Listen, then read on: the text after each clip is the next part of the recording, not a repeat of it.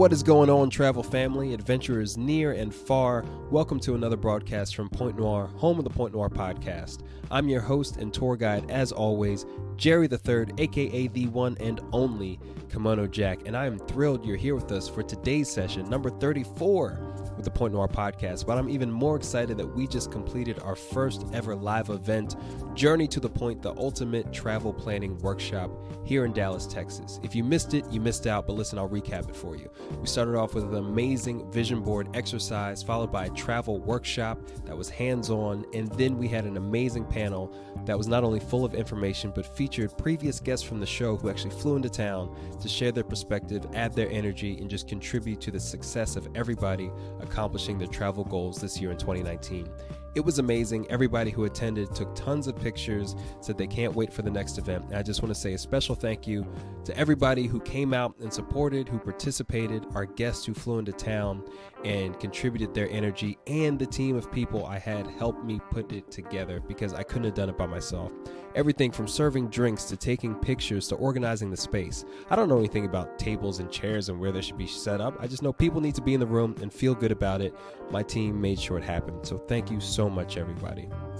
Speaking of amazing events, if you're looking for an engaging, amazing speaker who knows a lot about entrepreneurship and adventure, drop me a line, kimonojack@pointnoirshow.com. Would love to hear about the event you have going on, especially if you're in the travel or business space. And if you're considering starting your own podcast, especially if you're a one-person unit just like I am, drop me a line as well. There's a lot of places to get stuck, and I want to help you progress so you can be the next podcast success. kimonojack@pointnoirshow.com. Would love to hear from you. That all being said, I know everyone is eager to learn about today's special guest, so without further ado, let's get to introducing them.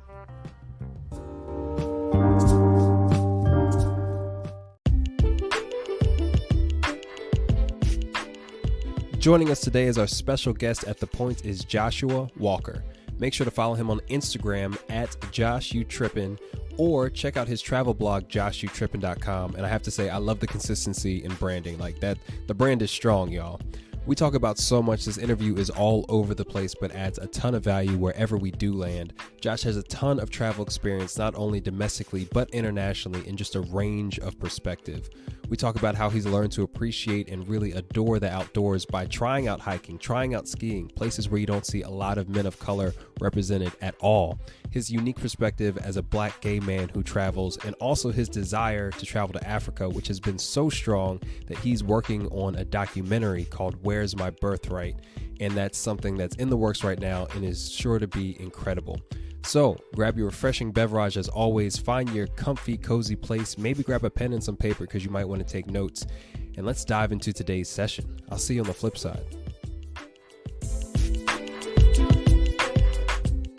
Good morning, Josh. Thanks for showing up early on the Point. I know it's early on your side of the coast, man. How you feeling today? Good, man. It's a rainy Saturday morning here in LA, so I'm enjoying it. Right. Got my bathrobe in bed. This is good. Okay. You know what? We try to make this podcast convenient and comfortable for everybody, and you really took that to heart. I appreciate that. 100%.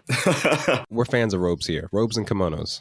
Exactly. You know, honestly, this is probably the best investment that I made this year, and I whenever I'm at my house, I have it on, so I'm great. You know, this has nothing to do with the show, but like, I feel like there's power in having a robe or something that, you know, you go in your house, you say, yo, let me take off whatever I was wearing outside. And this is like, I feel regal as hell wearing my robe or my kimonos in the crib, you know? Exactly. And you know, these things, they're not cheap. Robes are not, a good robe is not cheap. Right, but it lasts a long time. It's like a good wool coat. Exactly, which is why I think this is like a really good investment for me. So I'm happy about it. And plus my house is really weird and the insulation doesn't really work out. So I'm freezing most of the time. So this is great. Gotta take care of yourself. Y'all listen, treat yourself. Treat yourself. Don't cheat yourself. 2019, get yourself a robe. I mean, all fancy people have robes, so why would you hold that experience? And nice hotels have robes. And you see, this is perfect. This is the perfect segue for this podcast because this is a travel podcast. If you go to a nice resort, you can get yourself a robe. Yeah, see, it's more than dope trips and pics on the gram list, and we out here teaching practical shit for your ear holes. But yo, bro, thank you so much for being on the show again. I want to learn about your adventures, your travels. So let's get started, man. Where are you from in the States? How'd you grow up, and what got you into traveling? You know, it's interesting. When people first meet me, they don't believe this about me, but I'm actually from a very small town in South Carolina. I'm from Barnwell, South Carolina, and I actually grew up on a farm, an actual farm with animals. Like we grew vegetables, we um, slaughtered animals. We had the whole thing. We used to like cut hay. I drove tractors. I did all that stuff. And I am from South Carolina. I went to school in South Carolina. I was a political science major and theater minor at Winthrop University in Rock Hill. And then yeah, to be honest, I didn't do a lot of travel as most Black people, are. We don't really travel that much, especially in the South. It's just kind of Mm. unheard of. But I've always had kind of an adventurous spirit. And after I graduated, I moved to Minnesota, of all places, because I got a job with a touring company there, a theater company there. Okay. That was my first like big thing on my own. Like, I'd never been to Minnesota, never been to the Midwest. Had only been on a plane once before. And that was, I was 21 years old then. So it was my second time third time on a plane. And yeah, so I think from that moment on, I've been like just itching to go and be in different places. I have a hard time like being in one place for too long. When I was in Minnesota, I was only there for 2 years, and then I moved for work and I went to Milwaukee, and then I hated that because I don't know if you know about this polar vortex that's going on right now, but Okay. it's freezing cold and it's always snowing. So I moved here 4 years ago, and I really didn't start traveling until I started my travel blog 2 years ago. Well, a year Okay. ago, a year and some change ago. And real quick, where is here? You said you moved here, but I'm not sure what Here that in means. LA, I'm in LA. Yeah, I'm in LA. Okay. Sunny LA. So you've really made it coast to coast. Yeah, I really have. Yeah. Okay. And it's fascinating that you grew up on a farm. Was that a family farm? Was that something that's been a part of like your bloodline for a while, or your parents were kind of I don't want to say hippies, but were they just like, yeah, we're just going to try a farm out? No, no, it's a family farm. It's like my dad's side of the family. He's has a big family, and my family owns a kind of a lot of land in the South. And most of my dad's family lives on the land that we own. So Wow. pretty much all of his siblings also farm, like his brothers. Hmm. So we kind of helped each other out when we were growing up. But yeah, so it's been in my family for forever. So this is kind of what they knew, in the South. Wow, that's an incredible piece of history. It's something that a lot of us don't have, especially, coming from the East Coast. We're a little bit further removed from, our southern roots.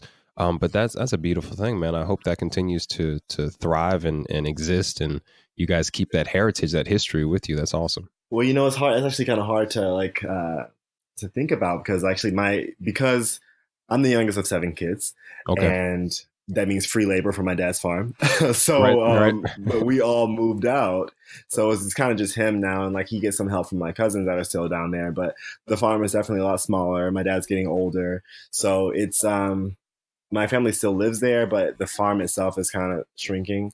I don't see myself going back to the South and managing a farm. Yeah. But it is something that I have been thinking about a lot. Okay. Well, we'll talk after the show about that. I see myself being a farmer in probably like the next 7 to 10 years. Oh, Um, nice. Yeah, always looking for an opportunity there. So anyway, that being said, so you traveled from South Carolina, but even going to Winthrop, like coming from the low country, because that's the southern part of South Carolina, right? Hmm. Yeah, even going to Winthrop, how far away was that from home? It was really only it's 2.5 hour drive from my home, and I wanted to go someplace far enough away, but also stay in state, so I can be close to home. I got my little scholarship from staying in state, and Right. but it was also kind of far enough away that I could actually have my own life because I was kind of a sheltered kid growing up. So I wanted to have like to be able to live my own life for a little while. Hmm. So, and I didn't really make a point to go back home on the weekends. I was always trying to like make my own way ever since I Right. left high school. So, it was close enough to be close to home, but far enough away to kind of be myself and find myself. Yeah, so even during these kind of developmental years, you were still trying to claim your space, even though it was 2 hours, because South Carolina is an interesting state. I feel like there's so many amazing and talented people there, but the connections to home and family and roots are so strong that a lot of people never leave. So Yeah, that's so true. I mean, that's shout out to you for claiming that space and not running home every weekend just to do laundry, because I went to school in South Carolina and knew many kids who did that. Meanwhile, I'm 600 miles from home. It was just different, but it's relative. I see the commitment to that. No, 100%. And that was one thing. I think it's because I was so sheltered. You know what I mean? Like I was always home. So when I got a chance to be on my own, like I loved that independence. I loved being able to kind of challenge myself and push myself. And I think that's what really started my whole travel bug. Is because when you get out of a place that you're used to being in, you find so much about yourself. Yeah. And that's why I love travel, and that's why I think it's important for everybody to do. And even like if kids listen to this podcast and they're trying to figure out where they should go to school, like challenge yourself and go someplace that you're not comfortable with, because you will grow so much more so fast and so quickly when you take yourself out of your comfort zone. Right. And if you go into debt, you'll be even more uncomfortable. So yeah, that's like a double Exactly. bonus. So this is like you really trying to struggle to get your life together. Right. You struggling. Uh, oh man, that's funny. Okay, so did you guys travel as a family? I know you said you had a farm and six other siblings. Did you guys take road trips? Did you explore the southeast? Anything like that growing up? Yeah, so I think that's like really the extent of my travel with my family. We used to every year, because I have family in Florida as well, so we would usually go to Fort Lauderdale, Florida every year for Thanksgiving, or like at least like once a year. So that was always like the big road trip that we took, which was a long like 12-hour drive, or 11, Did you 11 guys 12-hour like drive. rent a church bus or something? How'd you fit nine of No, y'all in the no, we car? didn't. All of us didn't go at the same time. So like we did have a van when I was growing up, like one of those full size vans. Okay. We did have one of those. But then Y'all like went on vacation in shifts. literally, then that's literally what we did. Like some people just didn't want to go, and then some people couldn't go. Like when I was younger, like younger, I didn't get a chance to go. But when I got older, Yeah. they would take me. And then when my older siblings got older, they didn't want to go. So it was just me and my sister that's closest to my age. But yeah, so we would go to Florida. Then my sister moved to Virginia, so we would go to Virginia every now and then. But that's like the furthest north we went as a family was Virginia. Okay. Okay. But again, shout out to families doing the best they can to still do some sort of travel, because I find even when people say, I didn't travel a lot as a kid in my mind, but we took 14-hour road trips to Kankakee, Illinois, and up to the Pocono Mountains. So, I think I'm starting to realize that there was a lot of value, and realize the true expense and how inconvenient it was to do that for my parents. So I really appreciate that. And I appreciate you sharing that your family did the same thing too, because they didn't have to. Well, it's also really interesting when you think about why older Black parents don't travel. And when I was in Seattle early last year, I went to this museum, the African American Museum there, and there was an exhibit about Black travel. I'm going to mess up this quote like I always do, but it basically talked about how travel and why Black people don't travel because of our history. Because our first experience as traveling as Black people was 400 years ago when we were forced to leave Africa to come here, and the involuntary migration, to put it lightly. Or And on that journey, so many people died, so many people got sick, so many people were beaten, and like travel is a traumatizing thing for a lot of Black people because of our history. So travel is such a scary thing that is so far in the unknown that they don't want to. It doesn't feel comfortable. They feel comfortable where they are now, because they've been surviving where they are now. Yeah, and I think it's definitely a layered situation that we've been present in. I mean, so many factors, from economic to emotional with trauma, like you mentioned, to social. Things like the Green Book existed and were developed for the South because it wasn't safe. If you Yeah, could exactly. afford to take time away from the farm or your job, it wasn't necessarily safe everywhere you stayed, and you needed to literally have a book, a guide, so that you could make it back home. Okay. Exactly, and people don't really think about that. White people don't really think about it. People who are not Black don't really think about that because they don't have to. Right. And that's what makes travel such a privileged thing. And I'm happy that more Black people are reclaiming that space and being present in that space now, because it's important that we see the world and the world sees us. 100%. And some of that history is so far. It's not that many years ago, but it's just It's not a not part that of far. the discussions we have at home. Just like we don't talk about finances, we don't talk about travel and why we don't do things. So I appreciate you bringing that up because it's a valid point. And now in 2019, we can start to leave clues and breadcrumbs for others to say, okay, wait a second, this is a thing. Let me at least Google this shit and see what these Exactly. fools are talking about, because I Hmm. ain't never heard no Green Book. except for the movie. But yeah, dude, speaking of expanding the narrative, let's talk about your first trip overseas or international. I assume it's going to be overseas, but it could have been in Canada. What was your first international experience, and how did that really solidify, the fact that you wanted to continue to adventure and travel? Yeah, that's my first international trip was just last year, believe it or not. And What? yeah, it was Cancun, my right? no, it was I did a Euro trip. I did a mini Euro trip last year. That's what's up. And it was awesome. Like I literally had it in my mind that I was going to go by myself. Like I said that, you know what, I'm just going to do it because you keep waiting for someone to jump on board to a trip that you're planning. You're never going to go. So I was at work one day and I was on Google Flights and I was looking up deals and I saw like a cheap one-way trip to Barcelona. It was like less than $200. I was like, oh hell yeah! So I was like, I told my next door, my coworker who sits right next to me, I was like, hey, I just found this flight, I'm gonna go, and she was like, what? I want to go. So she and I both booked our tickets, and then she went two desks down and told another girl, and she was like, I want to go. So then from that, we kind of like planned our trip together. So I went to Barcelona first. We stayed there for a couple days, and then we went to Naples and then went to Positano, like the Amalfi Coast area. And then we went to Rome right after that. And then we split ways. I went to Florence. They went to Venice.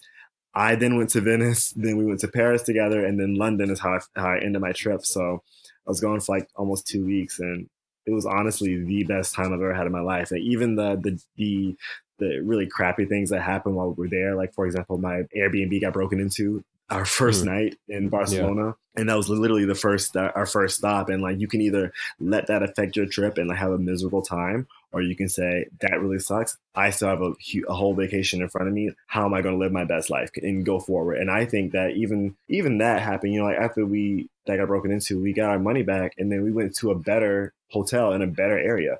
So, we paid less money. So I think that, I try to look at the positive things when like things go bad like that.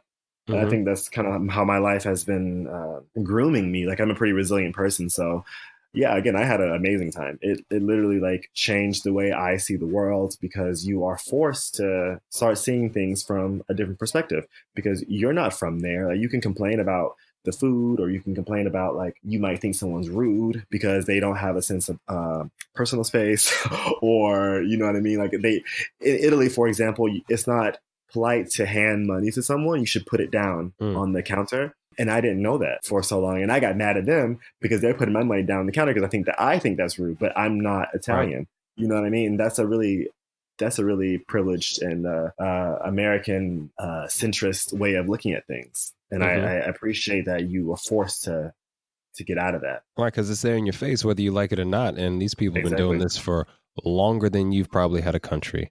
Exactly. So that's what's up. So, I mean, shout out to your friends and coworkers for being real ones and being about this trip and even being willing to separate and then rejoin. Because, like you said, if you wait on others, especially if they're not experienced travelers, you'll never go anywhere. Exactly. Exactly. And that's what happened to me for so long before.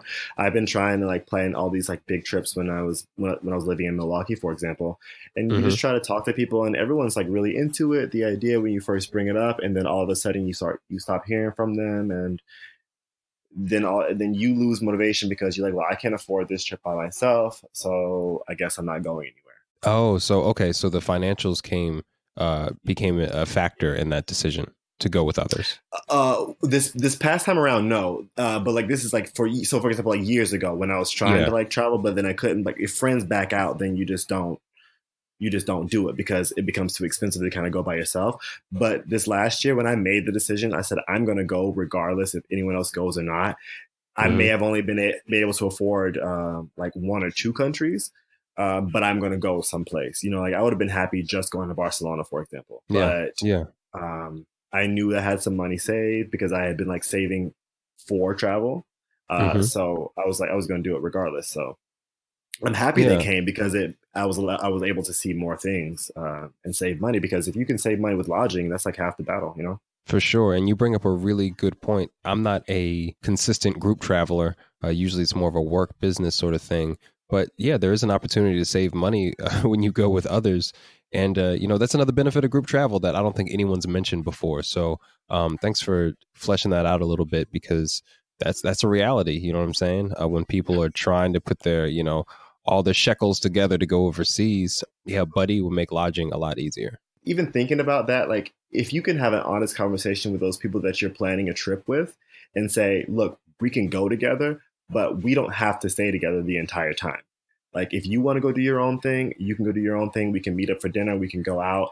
But Right. if we want to kind of just go to share the burden of cost, then let's do that. You know what I mean? But if you can organize that, that's the best possible solution, I think. Yeah, makes sense. Makes sense. Maybe I've been doing it backwards the whole time. I'll think I'm going to meditate on that afterwards. And I'm really interested to know, what was the mind shift change, and you've traveled across the country. So building up that resiliency, that self-esteem, that self-reliance, I think comes with it, especially coming from Barnwell to go to, Minneapolis, Milwaukee, and then LA, because you have different vibes throughout all those areas of the country. Completely different Um, vibe. but was it moving to LA and being around different people that made you say, okay, you know what? Fuck it. If they're not ready to go, I'm going to go on my own. What was that shift that you had from being reliant on others to make this travel dream happen to saying, I'm going to get this done on my own no matter what?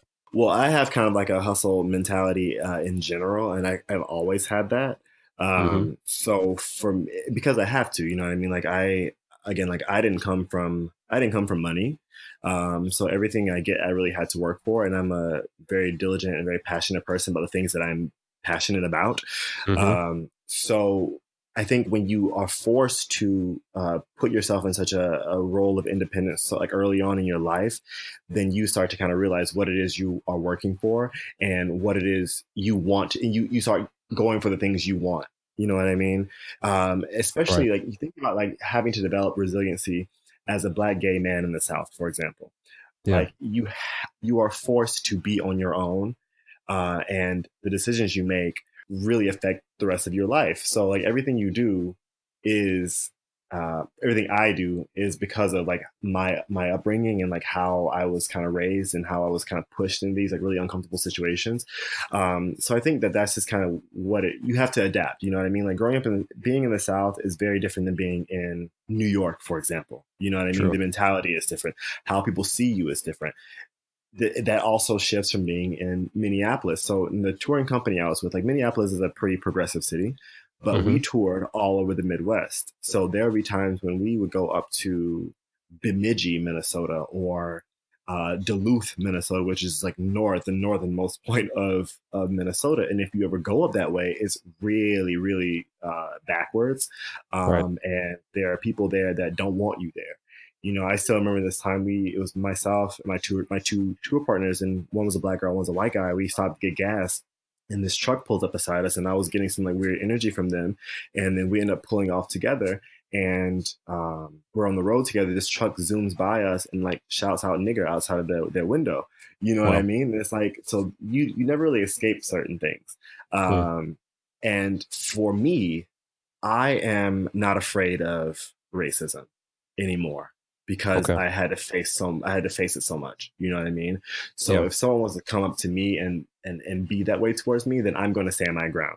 I couldn't because I was in a car at that point, but like I'm used to it. I'm used to it at that point. So like even like travel, like what people don't really understand, what white people do not understand, is that when we are thinking about where we want to go, Right. on the globe, you can't, it's not as easy if you're traveling as a white person. You know what I mean? You have to think about, okay, if I go to this place, how am I going to be treated? You know what I If you're mean? traveling as a black person As a, or a yeah, you person of travel as color. black.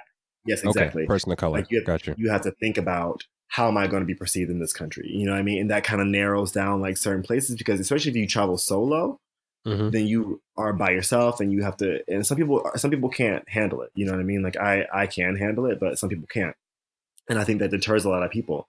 So I think traveling also requires you to be confident in who you are and not be afraid of uncomfortable situations.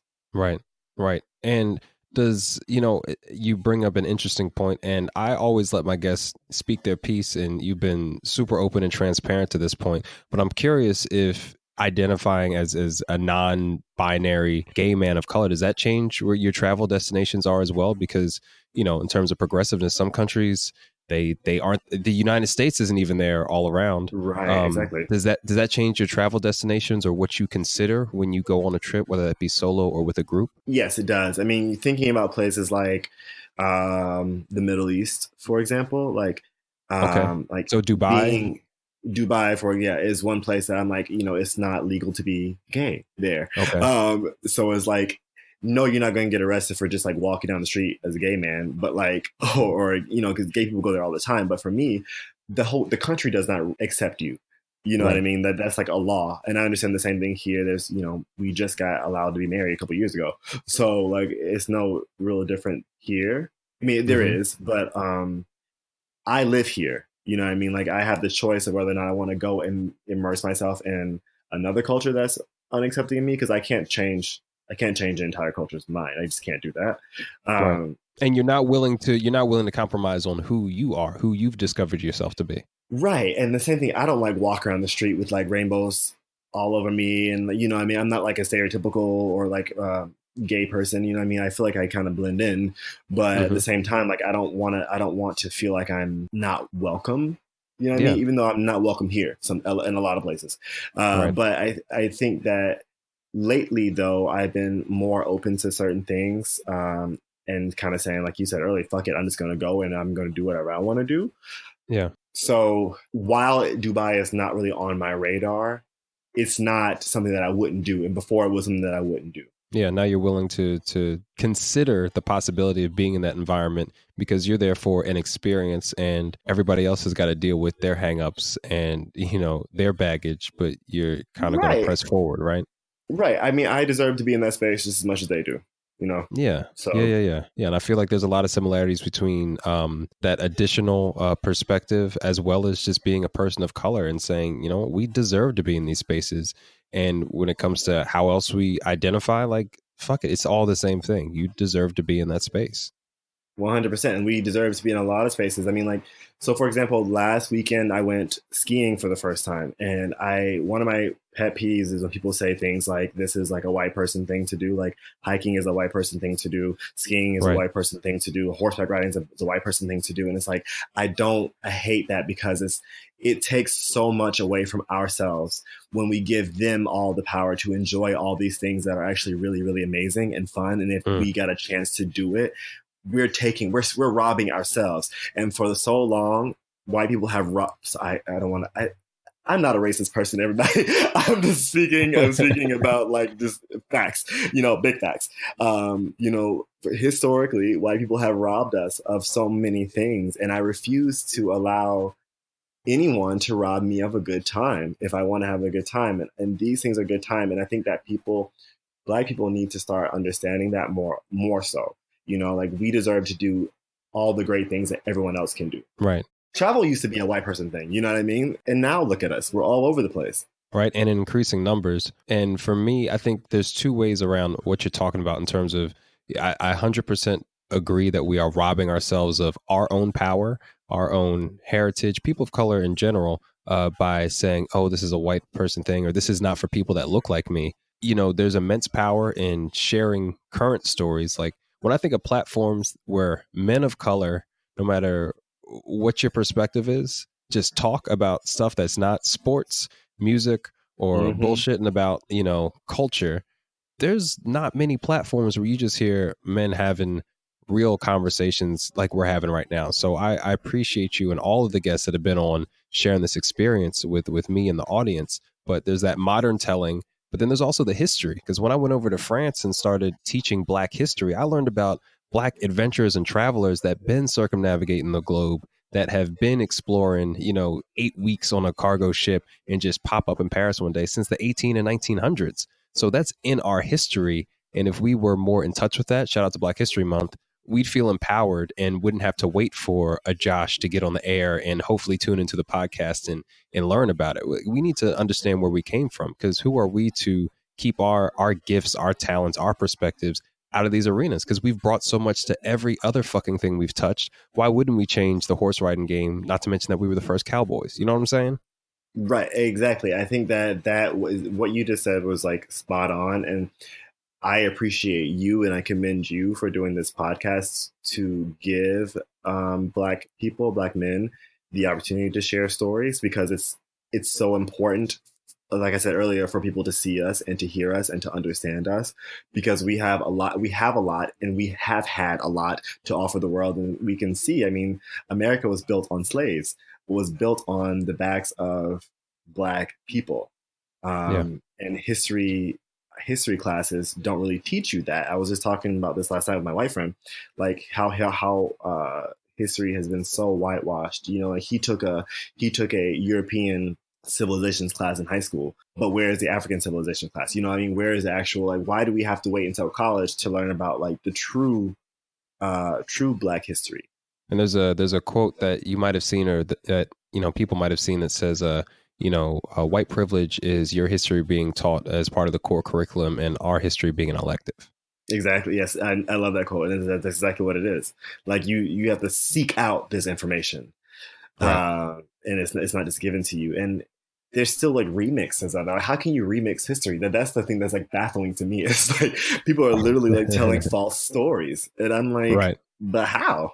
You know what? One interesting thing about that, and then we're going to jump back into the travel thing, is Sure. one thing that I can say about the dominant cultures in our society is they are consistent and they all agree to one script. Even if it's fucked up, everybody's like, yep, that's what happened. Mhm. And for us, there's so many, I think it's maybe because of our creativity, our emotional nature, where we have 50 stories about everything. Like, Mhm. nobody can agree on one common narrative, and I think that's going to change. Hopefully that changes as we continue to progress. But when you talk to white folk, they all agree, whether it's fucked up or not. Hey, this is what happened. I don't care what you say. Right. Exactly. And yes, we can have a whole his conversation about African American history and about Whole African ass. history. But yeah, but this is a travel podcast, so I'm not going to take up your airspace like It's that. Black History Month, man. I'm taking all the vibes, trying to rep for the ancestors. So, but you mentioned one small thing, probably from your perspective, but the opportunity for us to present ourselves to the world for ourselves. I want to ask you about any experiences you've had, because I don't know all of your international travels, but you mentioned this one, and there might be others. But where were some opportunities where you had a chance to present yourself to the world as Josh, and maybe influence somebody's perception or change their narrative of who they thought or what they thought Black men from the States were? I mean, so I'm, as you can tell, I'm a pretty transparent person, and I Hmm. don't really shy away from uncomfortable conversations. I think that came from being when I was in high school, I was on the debate team, so I'm a very opinionated person, and I was a political science major in college. That's not shying away from uncomfortable conversations. That's entrapment, my guy. You're on debate team. That's a setup. Yeah, that's okay though, and I was really good at it too. So I'll take it. But Got you. so for me, I don't. I sometimes I intentionally make white people uncomfortable when I talk about certain things because I'm like, y'all need to know these things. So when you go talk to someone else, you don't sound like a fool like you were when you were talking to me. Mm, Um, but there are also times where I had to kind of check myself. So I recently, a few months ago, had a conversation with someone who is Polish, who lives in London, and we were talking. Beyonce came on, and that one song where she's like, "You don't know, now you know, nigga," that song, and she kept, "Can I say that word on this hmm. podcast?" Yeah, dude, you can say whatever you want on the show. Okay, cool. So yeah, so that song came on. Like he said, I don't know why she has to keep saying that word, and that to me is such a trigger conversation. Like, do Hmm. not tell me or any other Black person that we're not allowed to say that word. And I'm not going to go into that topic now. Yeah. But I kind of was going off on like freedom of expression and this and this and that about like Black people. But then I had to educate him because there are a lot of things he did not know. But then I had to check myself because I'm looking at it from an America first perspective. Yeah. He never been to America. He did not understand American history. Their history is very different. The way they see race in Europe is very different than the way that we see race here because they don't have the Right. same history. Yeah. So it's unfair for me and for people to expect that everyone is going to know what it means to be Black in the world because Mm. they don't know. You know what I mean? They don't know what they don't know. And it's our job to teach them that. So whenever I get the opportunity to teach them, I do. But at the same time, I'm like, after I teach you and you still keep pushing back on me, then we have issues. So I think that whenever I get a chance, I'm always talking about like how travel is for Black people and trying to educate people about like what my experience is and like why my experience is valid and how I hope that my experience changes other people's perspective and how they see Black people. Because one thing that and this is kind of like a positive thing, is like sometimes you go overseas and people stare at you. And they don't stare at you because they don't want you there. They stare at you because you're exotic and you're beautiful to them. I've never felt more beautiful and more attractive than when I was in Europe. Yeah. Never felt that way. Right. So that's real. I can attest to that. It's definitely a different energy. Yeah, it's definitely a different energy. Yo, if you are on like dating apps, your dating they will be popping when you go to Europe. People love you there. Bro, you ain't ever lied. Like I was living in South Carolina at the time before I took a trip to, I lived in Paris. I just took a one-way ticket out there. I was living in Greenville, and let's take Tinder for example, because I no longer fool with the dating apps, but you'd sit there swiping, whatever. She looks You good, feel the whatever. worst. Yeah, you'd be like, shit, is there something wrong with me? You know what I'm saying? I thought I was okay. Like I just got my hair cut, brush my teeth 2 times a day. You know what I'm saying? But Yeah. you go over to Europe, get on the same app, and you just blowing the hell up. It changes your perception of you, and it might seem like a superficial or small thing, but that's a big fucking deal in a country where men that look like me are presented and treated like animals or beasts or something to be abhorred. And I mean, for still being in my early 20s, mid 20s, that's a big fucking deal. There's some grown ass Black men of color, who still feel that way about themselves, and that is a crying shame. Well, and I don't think that's small or irrelevant at all. I think that's actually kind of like major, especially when you're talking about like just like seeing the world and being out in the world, like how your travel. It shows how travel can change you. It shows how travel is so transformative. It can boost your confidence, and your confidence is how you present yourself to the world. So if you are insecure about yourself in the States and that's how you're carrying yourself, like love is a big deal. And like feeling like you're wanted makes you, it changes how you are as a person. You know what I mean? It changes how you navigate your everyday life. So if you live your life every single day thinking that no one wants you, then that's not a very good life to live. And it shows and I do think that here in the States, like fetishization is a really big thing, especially if you're dating like outside of the race. Like sometimes people just like seek like because of, the stereotypes. But in Europe, it's a very different thing. It's like your Blackness is not something that's fetishized. Your Blackness is something that is like really seen as something really great. You know what I mean? And it's taken for granted, I think, a lot of times. And I just think that it's important that everyone kind of knows that part of life and that part of travel, because it's a real thing, and I think that everyone should be able to experience that. Experience the feeling of being wanted. Yeah, and holding on to that, and hopefully it's a positive thing, because the fetishization, I think I mumbled through that. Close enough. There's a little bit of that in Europe as well, but there's also more of an Everywhere. acceptance and appreciation of it. I mean, I'd go into some of my friends' house or their parents' houses in Paris, and they'd have African mask up, African art. There was a moment where the culture was really into, maybe a little bit too much, what was going on the quote unquote dark continent. And it's a different vibe, but you get to take that with you wherever you go. So take the positive, leave the stuff that doesn't suit you. But I mean, I can be a living testament to that. That'll change your life. Mm-hmm. So in all of your travels so far, what has been the most breathtaking moment or experience you've had that you said, you know what, I'm going to remember this for the next 20 years? That's a difficult question. I try really hard to wake up early. That's a really difficult question, because I feel like there's not just one thing. I mean, God, I mean, I do think that my first trip international was amazing, and I saw so much. And Europe is a really beautiful place. Like Spain and Italy are both just stunning places. Paris is as you know, is absolutely stunning and beautiful and seriously amazing. But I honestly think that my most transformative moment was when I went camping for the first time here in Sequoia National Park, Okay. just is Oh, with 4 hours north. the huge The big trees, alien yeah. redwoods. Yeah. hmm So it's being in that, because I went.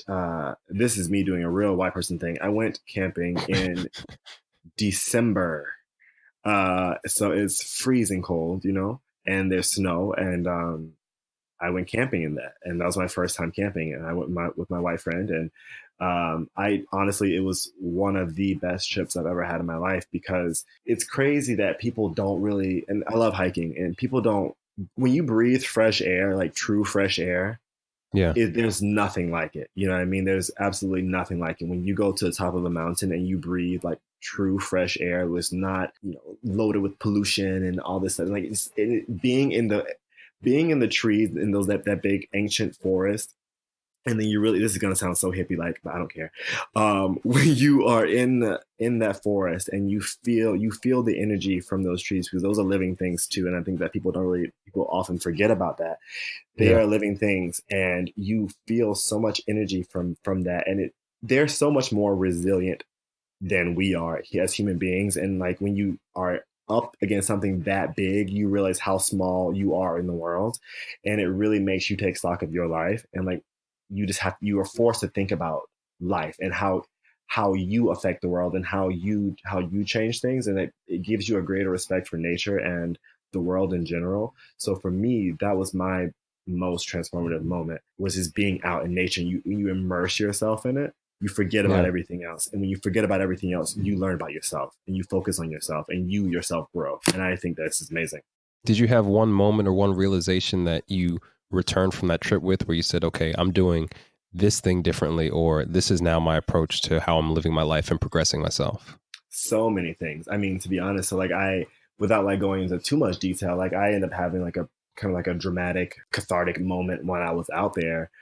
And on the way back, like I was forced to kind of think about these things. It was really uncomfortable conversation that I had to have with my friend. And then like it really just makes you vulnerable Yeah. and raw, so that you have to like, again, like it's what travel does is it makes you uncomfortable, and when you are uncomfortable, that's when you start to change. And I think that we need to understand that no matter how old you are, you can still change, and there are things about your life that you still need to change, because no one is a perfect human being. So yeah, I think that I was changed just from that one trip, from like very like personal things that like I have been doing in my own life that I really shouldn't have been doing. You know what I mean? So you were just forced to see things differently. That's major, man. And I really value and I mean, whatever your answer would have been, I would have appreciated it. But the fact that you mentioned a trip that was domestic, that was in the United States, accessible to most of us without a passport, that it was within nature, one of these other elements where we don't see a lot of people of color represented. That's powerful because it really demonstrates and brings home the point that you don't have to go overseas to be changed by a trip or travel to have these pivotal experiences for yourself. You can literally do it in your own backyard and come away a completely different person. Yeah, 100%. I think, and honestly, America is actually a really, really beautiful place. There's so many stunning places in America. California, for example, is one of the, I think it's probably the most beautiful state I've been in, because there you have every terrain. Like again, I went skiing last weekend. I went skiing here in California, an hour and a half Oh, away from wow. LA. There was snow an hour and a half away from LA. So like you can see these things just from getting in your car and going someplace. And that's the case for like pretty much everywhere. Every state has some place that's beautiful. You know what I mean? Yeah. So there's so much to see. I mean, there's so much to see. Last summer I took a solo road trip to Portland by myself. I had no plan. I didn't book anything in advance. I didn't have any hotels. I had nothing really besides a couple like restaurants I was going to visit through for my travel blog. Yeah. Um, and then I ended up you driving through, like, again, like California is beautiful. When you get up to like Northern California and you go through Mount Shasta, it's literally one of the most breathtaking places I've ever seen. Like I wanted to get out and just like stop for a bit, but you're in time, you keep driving. But you just pass through so many just gorgeous places. Um, and you meet people. You just meet, there's so many people in the world. You know what I mean? And that's, I feel like I'm going off on a tangent right now, but I was thinking about that this morning before this podcast, is that like I'm really big into music, for example. I Okay. love music. I love discovering new music. And there are some times where I get into this rabbit hole. I'm like, when you find a song and then you like, God, this is a really great song, and then you start looking for more songs. And you find all these songs from like artists you've never heard of in your life, and you like, damn, there's music that I would love that's out in the world right now that I will never get a chance to hear. Mm. And that's depressing, but it's also exciting because you know that you have a chance to find it. It's the same thing with like meeting people. Like there are people in the world that you will 100% vibe with.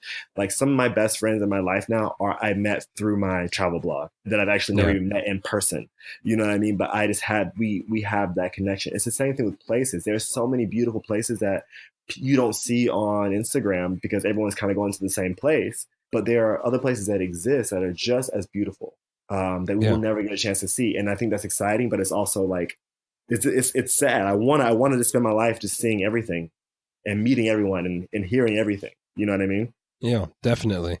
Yet, I think the beautiful thing about and this is going to get on some philosophical shit, but the thing that makes life worth living is the fact that it's going to end. So that we have a limited amount of time, we have limited amount of opportunities. So the choices that we make to engage in these new locations or listen to that new artist or track, we really value those things because somewhere in the back of our heads we know that, we don't get this back. We don't get that time back. Exactly.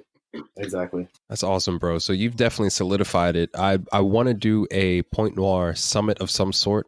Maybe this year, 2019, but it's definitely, I already wanted to be domestic, but now for sure it's going to be involving nature and, maybe it's a hiking trip. Maybe it's a retreat where we're just on the trails, but I think that's powerful. And I want to make that shit poppin' because it is and it's accessible for us. Exactly. And I think that it's one of those things. It's like, so for example, with skiing again, like I never thought I would even want to do that because it just doesn't seem fun. And I don't like the idea of falling. But it honestly Facts. was big facts. But it honestly was like such a fun experience that I can't wait to do again. Um, because I did put myself out of my comfort zone, and I was wrong. Honestly, falling on the snow is not painful at all, and yeah, it's cold, but like it's cold because it's wintertime, so you just deal with it. But I think if you let yourself not do something because it makes you uncomfortable, then that's your loss. Right, right. And I'm glad that you're here as an example, as someone who's doing this and pushing himself in our current time. It's not a history book. This shit's really happened. Josh is out here adventuring, and I think somebody's going to get a lot from your perspective because we do see these challenges. We're like skiing, hiking, traveling. Fuck all that shit. I'm gonna watch Empire, but what I'm saying? You can watch that on the plane while you going out to go ski, hike, and adventure. So I definitely appreciate that, bro. And before we round out, I wanted to know for men of color, what do you think they stand to gain by traveling and expanding their comfort zones, either through travel or being out in nature? What is one thing that you think, someone can feasibly walk away with after having an experience like this? I think that for men of color, and I think that for um, I'll just say, I think for straight men of color, I think straight Hmm. men of color, there's a lot of pressure on straight men of color to be a certain way, and I think that that pressure to be a certain way prevents a lot of straight men of color from actually being who, in my mind, they want to be, because it's a scary thing to be because they don't want to be judged. Okay, so let's put a pin there because I love where we're going, but let's get specific. So, what are some things that straight men of color struggle with? What are some of these? I think identity, I mean, identity in general. Okay. Like, uh, if you do certain things, then you can be perceived very easily as being gay, and Hmm. being gay in the African American community is still kind of taboo. And I'd say for like, definitely. right, Definitely. exactly. It's such a taboo thing to do, and a lot of like straight men, I think, wrestle with that balance. You know what I mean? It's like dancing for it, even dancing, which shouldn't have like a sexuality attached to it. To be able to Hmm. dance freely could be considered as gay, and it that keeps black men from doing that. You know what I mean? Right. Um, Wearing certain clothes is the same type of thing. Wearing certain colors, you know what I mean, is still like considered like taboo. And I think that when black men, and we've been seeing more and more and more of it, like on Instagram, for example, like kind of get out of that mentality, then I think that we will start to see so many things changing in our community, in the Black community. Mm-hmm. Um, for the arts, for example, like when I was growing up, like I knew I loved um, art and like creating and expressing myself, but I Yeah. was still very much like I shouldn't do this because that's not what other Black men do. Wow. You know what I mean? You know what I mean? Like theater, for example. Like you don't do that unless you are an actor, like Denzel Washington. But you never seen Denzel Washington singing and dancing in a musical. But it really does like hinder you Mm. when you see that. And I think that when we start changing our own narrative, we're gonna start seeing a lot of changes in the Black community. I think that if white people can do it, then we can too. And I think that because we don't do a lot of things that white people do, that's why we. Sorry, I'm not going to say that because I don't want to like trivialize that because Right. I understand that there's like economic, institutional things that are holding us back. But I do think that we have a lot that we can do. We Right. can do so much to get ourselves to the place where, you know, we are going to reclaim this space. We are going to like take back what is ours and we're going to show up and show out. We have two Black people running for president in 2020. You know what I Mm-hmm. mean? Like we're starting to see that we are just as welcome in this world as everyone else. And I think that we need to stop like putting limits on ourselves. Yeah, and I think you mentioned some. I thank you for the detail and being specific because even those small things, and I think what you're not saying is, hey, go try this and it'll change your identity. I think what you're saying is be true to what resonates with you and still maintain that base of masculinity that you came from. Is that it? 100%. Yeah, that's exactly what I'm saying. Yeah. Okay, I understood it. Wanted to make sure Yeah. everybody understands it. I I'm mean, not I'll say saying even go from be gay. I'm not go we try got to some gay keep it. shit. You know, like, that's not what I'm saying at all.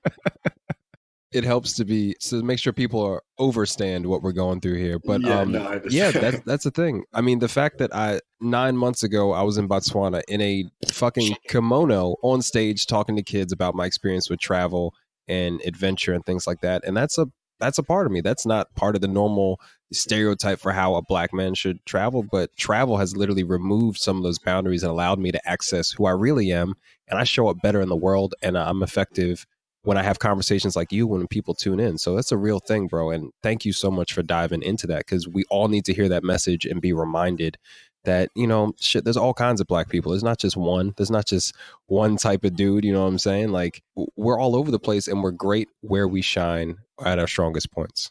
100%. And I think that it will start to change and we'll start to see more of these things. But I think it takes conversations like this to make that happen. And it's not going to be a quick transition, but I think that we have been seeing the transition happening. So I think we're well on our way. I think that traveling is going to continue to help that transition. Yeah, because you will definitely meet yourself and have opportunities to be outside of your normal environment. Environment matters so much when it comes to what we attach to in terms of our identity. And again, a whole nother podcast. But bro, this has been lit. This has definitely been a vibe. I appreciate the energy. So tell us, what are your next trips coming up? What projects and things do you have going on? Where can we get in touch with you? What's popping in your world, bro? I mean, so yeah, I run the travel blog. It's called Josh You Trippin', and it was started to be like a authentic and transparent way to show people the world through my eyes, which in my eyes and my Mm-hmm. perspective is different than other travel bloggers. So yeah, Josh You Trippin'. I'm in the process of redoing my website again, so because blogging is not an easy thing, and it may seem like it is, but like to sit and invest in it is really difficult. So right now, just check me out on Instagram. Next trips, I don't know yet, and I like that, but also I'm itching to go somewhere else. I have these vouchers that need to get used, so Yeah. I'm gonna go. My goal is to this summer, because I work in a job that's like I work in television, so like we have the summer off. So I kind of want to just sublet my room and travel as much as I can, like take a road trip around the states and just kind of go and see Yeah. where I land. I'm actually this is the first time I'm announcing this. We are working on a documentary right now with another travel blogger called "Where's My Birthright," and it's Hmm. a documentary about finding our ancestry. And so it's a documentary about ancestry and identity and how travel kind of helps find those things. So I'm sure you know about Birthright Israel, the free trip that Jewish people get just for being. You What? don't know about Birthright No, I Israel? didn't. Do I need to convert? Do I need to convert? Yeah, you do. I'm Because ready. if you are Jewish, you are eligible to go on a 10-day, all expense trip paid trip to Israel. That is funded by private donors, and it's literally even if you are just like Jewish because that's your parents are Jewish. If you don't even practice, you can still go on that trip. And a lot of people take advantage of it, and they go just for the free accommodations and they kind of do their own thing. But while you're there, there's like programs and stuff, and you can like learn about your culture. So I'm sitting here like, well, where's our trip? Where's Yeah. Birthright Africa? So that's what this documentary is about. So we're working with an organization called Birthright Africa, which is more of an educational model. Like it helps students go back to Africa, and they do programs and stuff there. So what I'm doing is I'm going to take another DNA test. And what the other girl in the documentary, her name is Jules, and she's from Travel Jules. You can find her on Instagram. She's an amazing travel blogger. Yeah, we talk here and there. She's up in New Yeah, York. She's yeah, dope. she's amazing. She's amazing. So it's the two of us. We're doing this together, and and I don't know if you know, but this year is the year of the return in Ghana, the 400 Yeah, I year. think I just need to cave in and just admit it. Yeah, that's because I thought it was just like marketing hype. I was like, okay, whatever. But then apparently Ghana has co-signed and they're trying to put on a big concert and stuff. Like Well, it's a it's real not just a thing. concert. It's literally like a year full of like festivities, and it's because this is the 400-year anniversary of the first slave ship leaving Ghana. Ghana. So it's and Okay. also, we've been in the process of this kind of like back to Africa movement, like this in the Black diaspora, of having more Black people Mm-hmm. return back to the continent to make Africa what it was meant to be, kind of stimulate the economy and things like that. So they're trying to get more Black people to go back. So this year, if everything goes according to plan with this documentary, we're going to go back and film a lot of the documentary in Africa and kind of like detail our experience and kind of what we talked about earlier. Like, a lot of our identity now is shaped by our ancestors and our upbringing and our history. So, really coming to terms with that and exploring that in the documentary is our purpose. And hopefully, we can inspire more Black people to do that, to take matters into their own hands and have their own birthright experience. Because, again, just like with traveling, if you wait for someone else to do it for you, it's not going to happen. Right. So that's why our motivation is now is to try to inspire and also educate and and give the proper history of African Americans coming to this country and hopefully encourage more Black people to do more research and then head back over to Africa as well because I've never been to Africa, so Yeah. I'm really excited about all of this. But the website is where'smybirthright.com and check that out if you want more information about the documentary. So and more details will be coming on my Instagram as well. Okay, bro, that's awesome. That's an incredible project. Like y'all are going to get into it, and what better year than this year to discover all these things? But I love that there's an educational element to it. Hopefully solidifying some of this historical narrative so we can all be on the same page. But then you're also able to progress yourself personally and with travel jewels to to learn more about yourself. Get your first trip out there. Like what better way than to take others along through that experience? Exactly. I think that, like there's something to be said about solo travel because like you're forced to kind of be by yourself, but doing things and experiencing things with someone that you vibe with, someone that you connect with, someone that you can like share your energy with it is a really amazing thing. So I'm really, really happy that she's a part of this. And I think that we're going to come out of this project being better people. And I'm really excited about where this is going to go. Absolutely, bro. That's dope. So you got the blog, you got your IG, you have this documentary coming up. Man, you got a full plate plus all these vouchers you got to I spend. got to So get out of here. I got to use these vouchers before they expire because I missed them before. So I'm not doing it again. So yeah, man, I'm with it.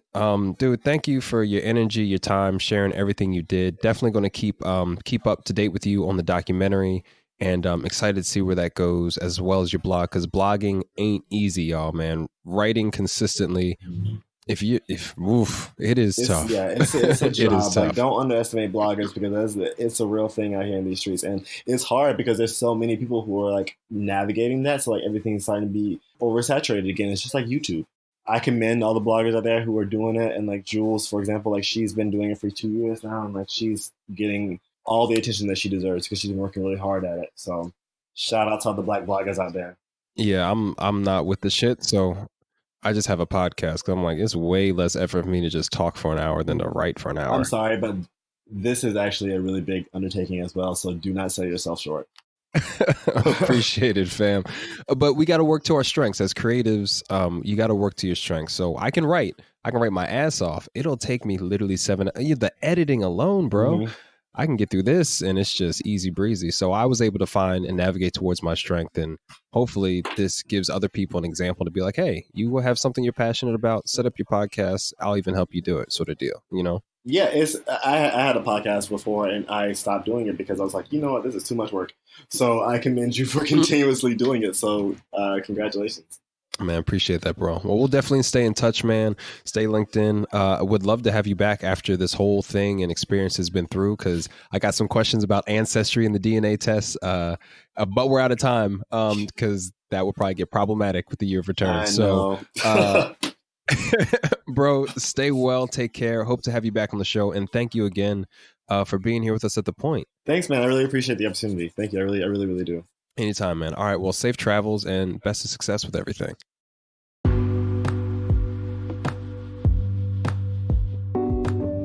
There you have it, ladies and gentlemen. Joshua Walker, aka Josh You Trippin' on IG, and his travel blog, joshyoutrippin.com, if you want to see what else he's been up to when it comes to his travel experiences.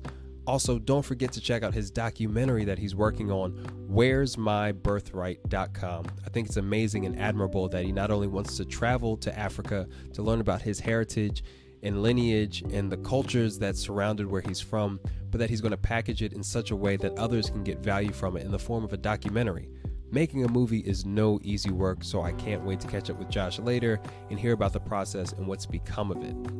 For those of y'all still listening, you know what? You might like us as a podcast or just as a group of people who are out here adventuring. So if you're listening this far, could you do me a favor and give us a 5-star rating on iTunes? It would mean so much and show others that you're getting a lot of value out of the show and continue to grow and spread the message of travel and positivity and self-discovery that we present here on the platform. I'd really appreciate it. With that all being said, tune in next week, next Tuesday, for another amazing perspective from a man of color. I'm Jerry the Third, aka Kimono Jack, signing off.